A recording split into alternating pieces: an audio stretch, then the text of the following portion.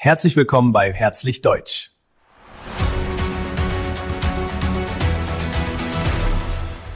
عايزين نقول إنه إحنا عندنا كتاب قوي جدا جدا جدا جدا لا غنى عنه للناس اللي بتبتدي الألماني، حتى الناس اللي مستوى متقدم. الكتاب ده اسمه شبيكتخوم يعني طيف، حاجات متجمعة مع بعض من طيف من حاجات كتير، كلهم ماشيين في تجانس. أنا عايز محمد الفاتح هو اللي يقرأ. يعني أنا الحمد لله ربنا سبحانه وتعالى أنعم عليا إن في ناس كتير مستواها كويس جدا بتحضر معايا أيلتس بفضل الله. عايز بقى محمد الفاتح بقى هو اللي يقرأ. يلا جميل. تمام يا دكتور. ازيك كم طيب؟ Seite Nummer 10 هقول Dialog أهو، das ist der Dialog. Übung 5 nein 4 5. Ja, guten Tag, mein Name ist. Guten Tag, mein Name ist Lida. لوديا. هو نطق الإبسلون زي ما هو متعود ما ينطقه في الألماني، اللي هو بينطقه زي الأو بالظبط، أو يعني شبيه كده بالأو أملاوت يعني. لوديا. Guten Tag, mein Name ist Lydia. Richter. Wie heißen Sie? Ich heiße Mario Martinez. جميل. Woher kommen Sie her? Woher kommen Sie? Woher kommen Sie her, Martinez? Herr Martinez. Herr Martinez. Ich komme aus Spanien. Allah. Und Sie? Ich komme aus Österreich. أوسترغايش. بص، احنا قلنا ان حرف الاي ده لما يجي في نهايه الكلمه ما تنطقهوش ولا تنطقه اي، اشكومي ولا اشكومه. لا مش ولا اي، كومه. اشكومه. تمام. اشكومه. اوكي. Ich komme aus Österreich. جميل. Österreich. Ich wohne in Wien. Ich wohne in Wien. Wo wohnen Sie? Ich wohne in Madrid. جميل. يبقى ايه معنى الكلام ده؟ صباح الخير، نهارك سعيد، أنا اسمي كذا، اسم حضرتك إيه؟ أنا اسمي كذا، أهلا وسهلا يا سيد كذا. أنت جاي منين؟ يعني أنت من أنهي بلاد؟ ولازم ناخد بالنا إنه اسمه ماريو مارتينيز، وهي لما قالت له هير ما قالتلوش هير ماريو، ناديته باسم عيلته. ما ينفعش أنت تقول لي هير عادل، لا، شوف اسم عيلتي إيه وقول لي. تمام كده؟ لما يبقوا بقى الناس متعودين على بعض،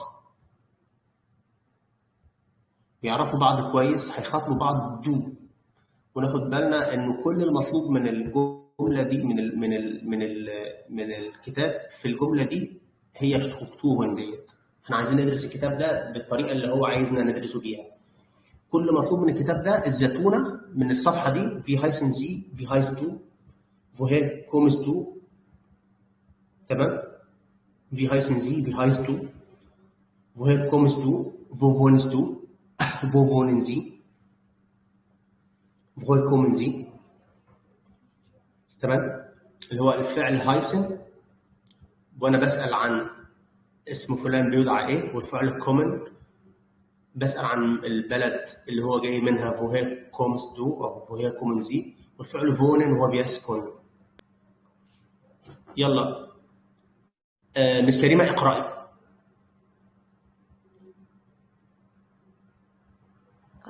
Hallo, ich bin Fabian. فلوريان. Wie heißt du? Ich heiße الله انا اسف هوقف حضرتك دقيقه. سمعتوا الكلام الجميل يا جماعه؟ شفتوا مس كريمه بتنطق الكلمه ازاي؟ الله. في هايست دو، مش في هايست دو، في هايست دو. الله كمل. Ich heiße Lana. Woher kommst du? Lana, ich komme aus Polen. aus Polen اللي هي بولندا. Ich komme aus der Schweiz.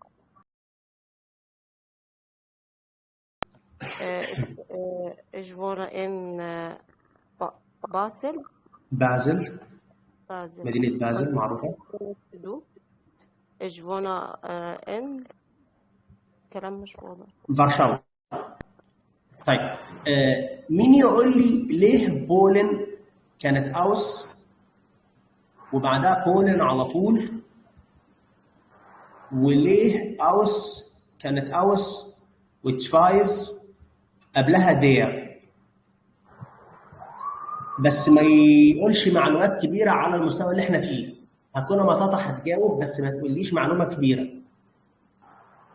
عشان في بلاد لها أداة أصلا، فهي لها أداة أصلا، هي ده شفايس. علشان شفايس لها أداة، علشانها مؤنثة. بلاش بقى حالة إعراب وبتاع، عشان شفايس دي أداة. صح الكلام؟ لها أداة.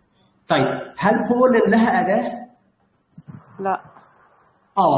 بولن لها أداة يا ست سارة، بس مش مذكورة.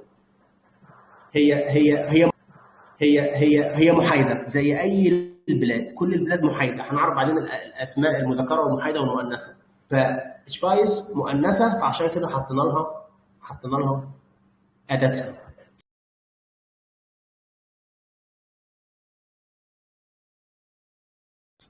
حلو الكلام؟ جميل. هو هنا بيقول لي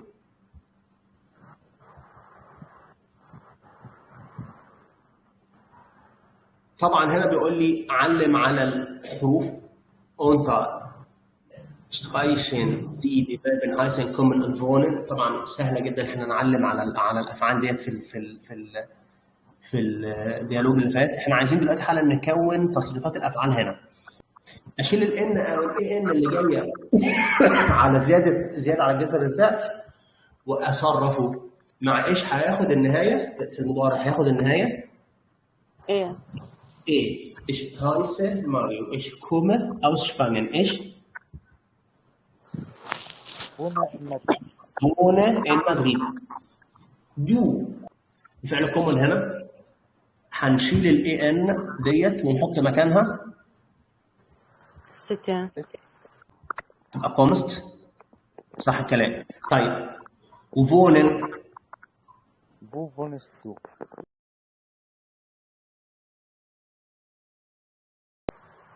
اس تي برضه. صح الكلام؟ طب بالنسبه لهايسن نحط تي. طب ليه نحط تي بس؟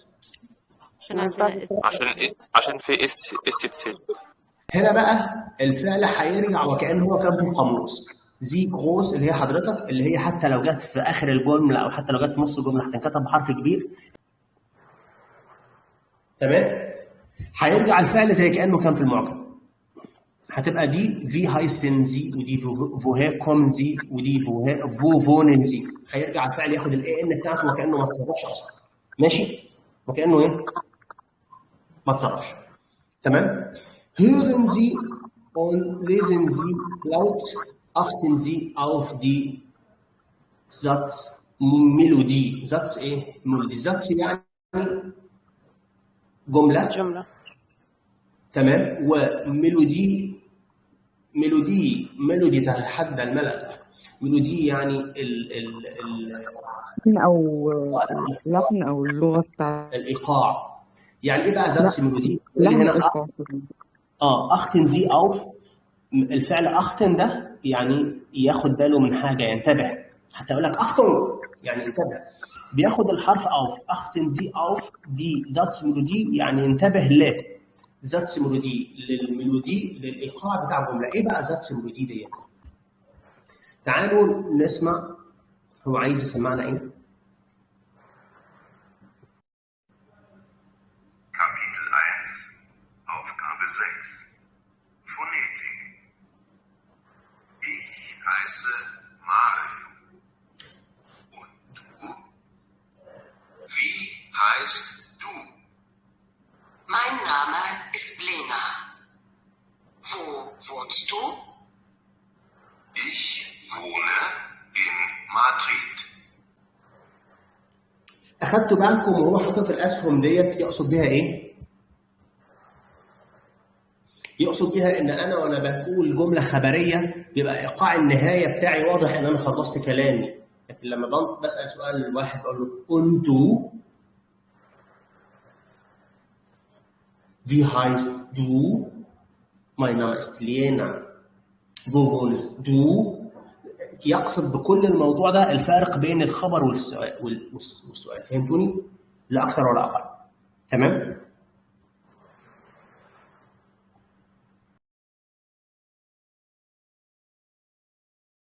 Kapitel 1, Aufgabe 7, Partnerarbeit. Sich vorstellen. Mein Name ist Eva. Wie heißt du? Ich heiße Eduardo. Woher kommst du, Eduardo? Ich komme aus Spanien. Und du? Ich komme aus Deutschland. Ich wohne in Köln. Und wo wohnst du? Ich wohne in Sevilla. ممتاز.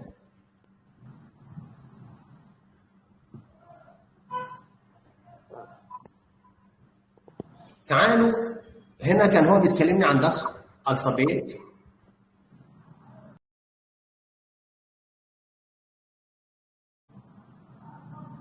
و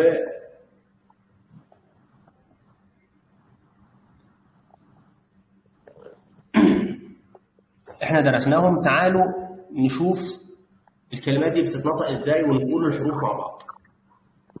ماشي؟ ممكن دي تتنطق ازاي الكلمه دي؟ بيرن. بيرن. بننطق الار خفيفة. ما بيبقاش عندنا ضمير قوي واحنا بننطق الار وهي في اخر المقطع، بخاصه لو كانت في اخر الكلمه او حتى لو وراها ساكن او ساكنين مش مشكله. حلو الكلام. بيرن دي اسمها هامبورغ. هامبورغ. ودي اسمها لايبزيج. لايبزيج او لايبزيج. ودي اسمها لينز. لينز. ودي اسمها فين. ولا فاين؟ فين. ليه مش فاين؟ علشان هنعكس فاين وكده. لا لو سمحت قول تاني. فاين لو الاي وبعدين الاي. مظبوط. طب فين يعني؟ فيينا. وفاين يعني اللي هو الواين. سمرة. مظبوط. النبيذ. ودي اسمها سورش. سيورش اللي هي زيورخ. ودي شتوتغارت. ودي انسبوك. ودي برلين. ودي جانف اللي هي جنيف. ودي كولن. ودي فرانكفورت. ودي ميونشن. تمام. ودي بازل. تعالوا نقول الحروف. تعالوا نختبركم في الحروف. الحرف ده اسمه ست. والحرف ده اسمه في. والحرف ده اسمه جي. والحرف ده اسمه اي. والحرف ده اسمه والحرف الاولاني في هامبورغ اسمه ها. والحرف ده اسمه ايه. والاس والتي لما يجوا مع بعض في اول الكلمه بالذات وفي اول مخرج اسمها اشتا. شتا. شتوتجارت. برافو عليك. طيب فو است بيرن، رد عليه قال له بيرن است ان ديتشفايس. تمام.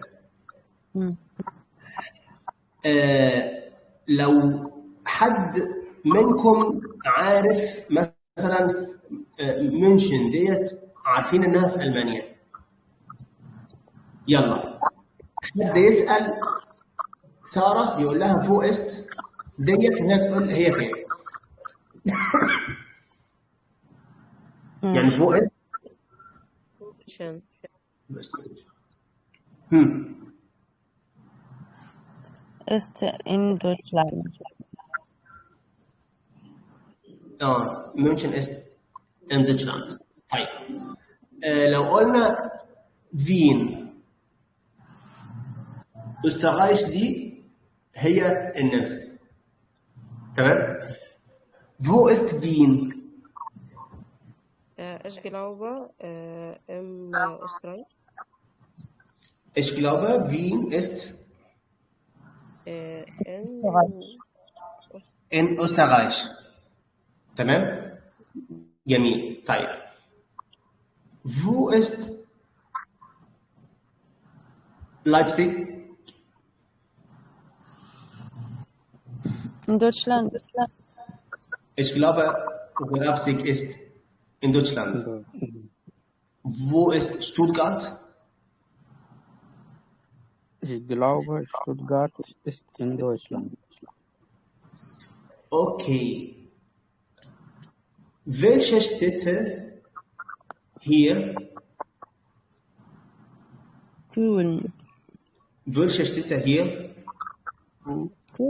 sind deutsche Städte? München, Frankfurt, Bonn, Berlin. Was noch?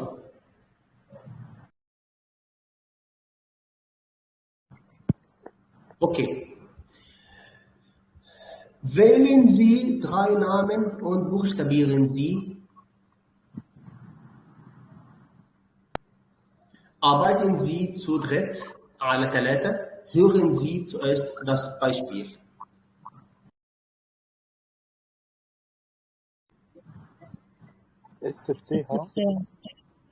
SCH MI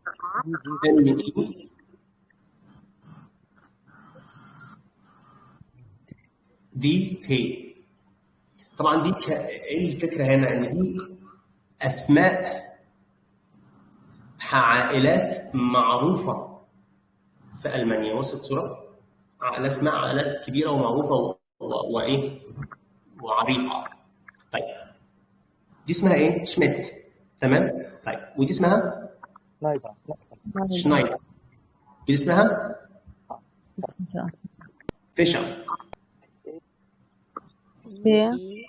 سي اي بي سي ها L. ال اي ار. جميل. ومين يماني لي الحروف دي؟ ده اسم مشهور في الطب. با ب B.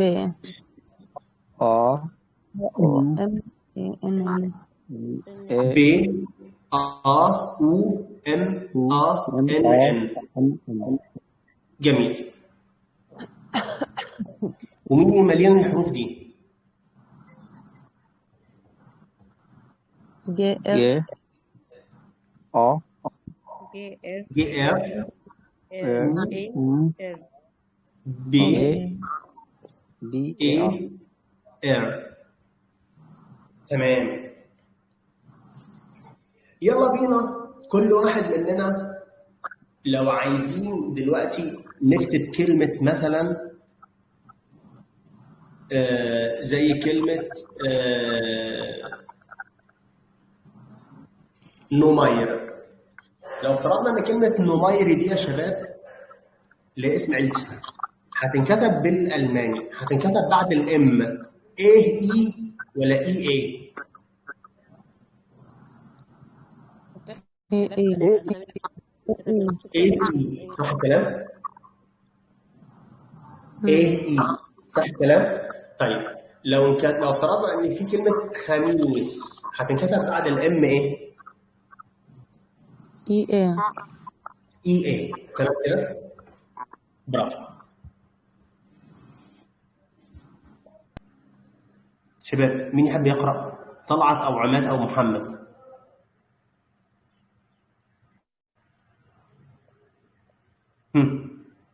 عماد.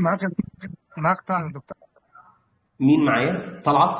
طبعا ايوه. حبيبي يلا بينا. ممكن تقرا كده؟ جوتن. ايه ده؟ لا من اول هنا، من اول das ist Thiago. Das ist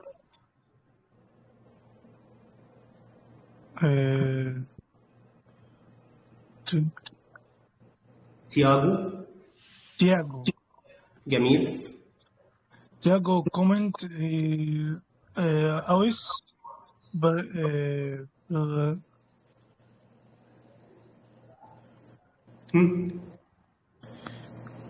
شغال حلو شغال حلو كمل. برتغال. برتغال. تياجو kommt aus Portugal. ها Er wohnt in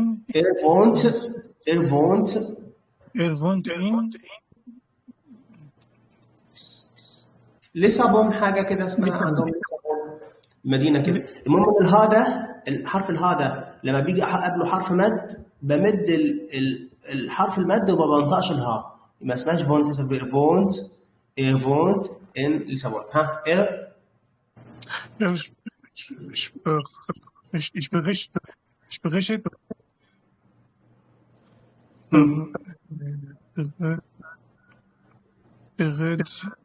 مش عارف بصراحة. ولا يهمك. ايه spricht ihr spricht تعال نقسمها. بورتو لغايه الاو. بورتو وبعدين بورتو دي علشان الاي والاي جم ورا بعض. على فكره انا اول مره لو قريت الكلمه ديت اقراها صح، خدوا بالكم. لو اول مره اقرا الكلمه دي اقراها صح. ليه؟ لان عندي القاعده، مش عشان انا حريف الماني ولا انا اللي بحضركم، لا عشان انا عندي القاعده اللي انا دلوقتي اعرف اقسم الكلمه. وادي اس سي ها هنطقها شين عاديه خالص، وادي اس دي هنطقها زي الزد شويه، تمام. ودي هتبقى بورتو دي سيش، برتغالي، تمام. مش مهم ان انا انطقها، دي كلمه مش هحتاجها، بس المهم ان انا اعرف تنطق ازاي، استفيد منها المقاطع. und sprechen und Spanisch. بيتكلم برتغالي واسباني.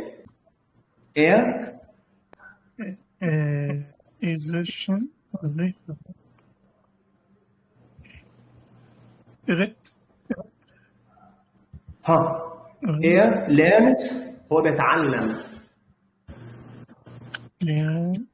lernt ها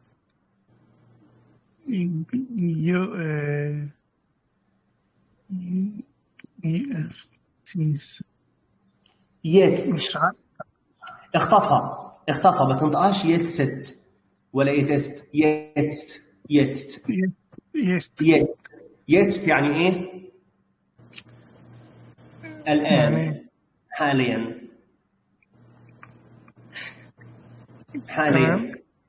ايوه بيتعلم ايه حالا بقى؟ لغه ثالثه. يعني هو بيتكلم اصلا برتغالي واسباني، ده لعيب قوي الولد تياجو ده. بيتعلم لغه ثالثه اللي هي ايه؟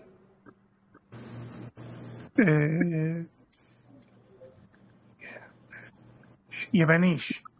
يابانيش، برافو عليك، يابانيش. بيتعلم ياباني وهو بيتكلم برتغالي وكمان اسباني وبيتعلم ياباني.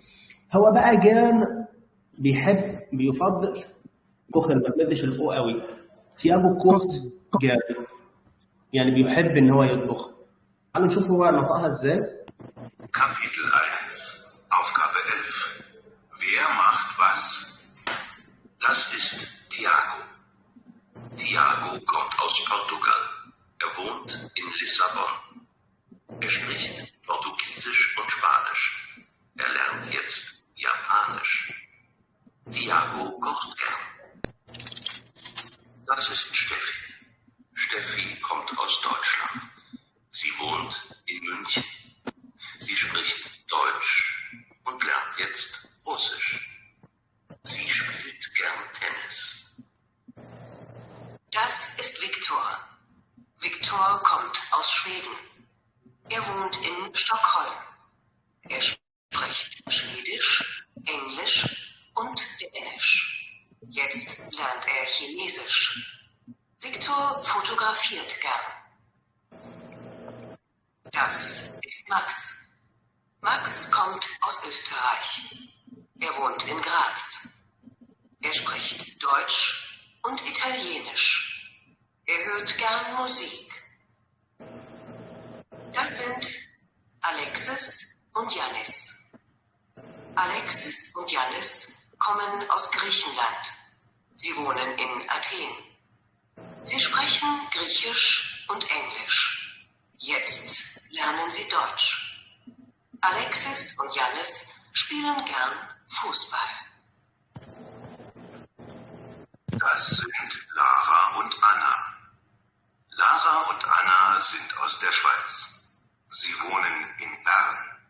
Sie sprechen Deutsch, Französisch und Italienisch. Sie lernen jetzt Englisch. Lara und Anna schwimmen gern. Das sind David, Lilly, Dora, Fanny und Levente. Sie kommen aus Ungarn und wohnen in Budapest. Sie sprechen Ungarisch, Englisch und Französisch. Sie tanzen gern. تعالوا نشوف ايه اللي حصل وايه الحاجات اللي ناقصانا. تمام؟ الكلمات اللي ناقصه. تمام؟ تعالوا نحط الكلمات اللي كانت ممكن تبقى في الايه؟ في الحروف دي، في الاماكن دي. حلو الكلام؟ يلا. اشتفي كومت. طب ينفع نحط حاجه ثانيه غير كومت؟ لا. ممكن است عادي. كومت. تمام. زي فونت إن ماشي. جميل. فيكتور كومت أوس. عايز أعوض عن فيكتور. ده راجل. wohnt in Stockholm. Er spricht Schwedisch, Englisch und Dänisch. Jetzt يتعلم. lernt er Chinesisch. فيكتور fotografiert gern. بيحب يلتقط الصور. Das ist. وده دي das ايه؟ sind. هنا das دي أداة إشارة غير das اللي احنا هندرسها كمان شوية، أداة التعريف. das دي هنا أداة إشارة، فممكن يجي معاها فعل بجمع لو كان متصرف مع دول. بص الصورة عشان دول جمع. das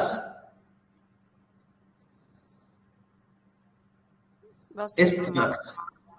Max kommt aus Österreich. Er wohnt in Graz. Er lernt Deutsch und Italienisch. Er hört gern Musik. Alexis und Yannis kommen aus Griechenland. Sie wohnen in Athen. طب Griechenland دي تبقى ايه بقى طالما دي عاصمتها؟ تبقى اليونان. عشان كده زمان كانوا يسموهم الاغريق، مش كده؟ زي سبريشن، زي اللي هم مين؟ عايد على مين؟ على ماكس مظبوط. Jetzt lernen Sie Deutsch. Alexis und Dianis spielen gerne Fußball. Das sind Lara und Anna. Lara und Anna kommen aus der Schweiz. Sie تمام. Sie بعد كده حطينا ايه؟ lernen jetzt Englisch. Lara und Anna schwimmen gern. Das sind David, Lilly, Dora, Fanny und Levente. Sie kommen aus Ungarn. تمام؟ Ungarn اللي هي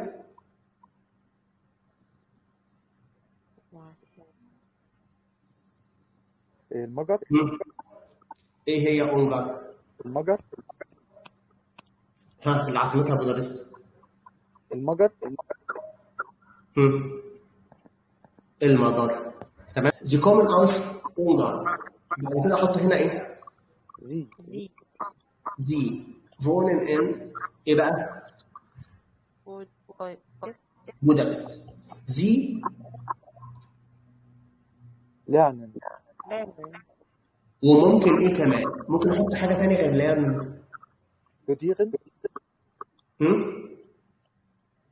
studieren. الاوقع ان انا اقول lernen او studieren، ولا الاوقع ان انا اقول sprechen؟ ليه؟ علشان ليه؟ بتكلم انجليزي وفرنساوي لانه بيتكلم مجري اهو اصلا، مش هيتعلم المجري يعني، مش كده؟ دي سبريشن، صح الكلام؟ دي سبريشن Ungarisch, Englisch und Französisch. مالهم بقى؟ احط هنا هنا احط الضمير بتاعهم اللي هو زي تانسن جيرل. انا متشكر لكم جدا جدا جدا. الكتاب ده يا جماعه بجد يعني شرحنا منه قبل كده ايام ما كان في يعني فراغ ان انا اشرح زمان. الكتاب ده رائع بمعنى كلمه رائع، ويستحق ان احنا ناخد معاه اشواط. انا عن نفسي بستفيد منه كتير الى الان، حتى في المستويات اللي لسه في البدايه. تمام. ان شاء الله باذن الله يوم الاربعاء، النهارده الاربعاء، يوم الاحد اللي جاي هنتقابل مع بعض. طلعت ممتاز لسه في البدايه. محمد سامي مش عارف كان النهارده تقلان عليا ما اتكلمش. وعليكم. حبيبي ازيك؟ حقك عليا يا دكتور والله، مشغول شويه معلش، حقك عليا. ربي يخليك ليا يا حبيبي. بتشكر لكم جدا، الناس اللي حاضره كلها هايله، وان شاء الله نتقابل من الحد الجاي. اتمنى تكونوا مستمتعين معنا. يلا ليلتكم سعيده. مع السلامه.